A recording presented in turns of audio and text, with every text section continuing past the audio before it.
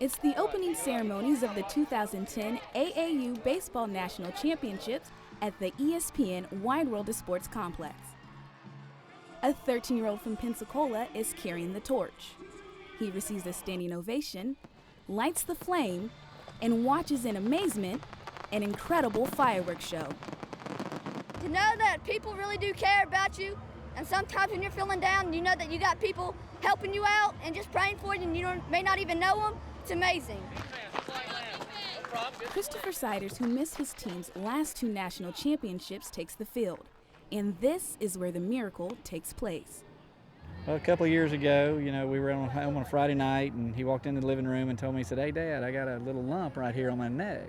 And so he ended up going to the hospital. We started there. They did a echogram there, and we noticed the lady kept, looking at it, got another lady to come in. We were told that he had cancer, and that we would start the next morning doing a biopsy to make sure exactly what type of cancer it was. And it started from there. Christopher started his fight against cancer at age 11, and he's had to do it 3 times. It's a lot for any adult, let alone a young child, and an entire baseball team. I got 6 children, and my youngest is on this team, and it makes you put things in the right perspective, and I push these kids hard, but I'm gonna tell you, when you don't have one out there, it hits you right at home.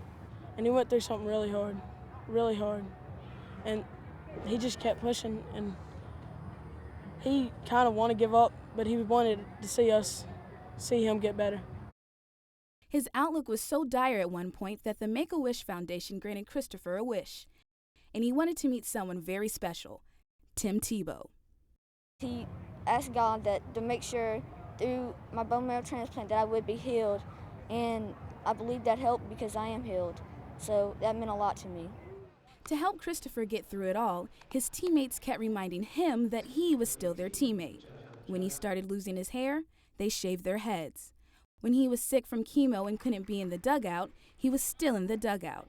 His teammates carried around a cardboard cutout of him, and to this day, his coach wears a wristband in his honor.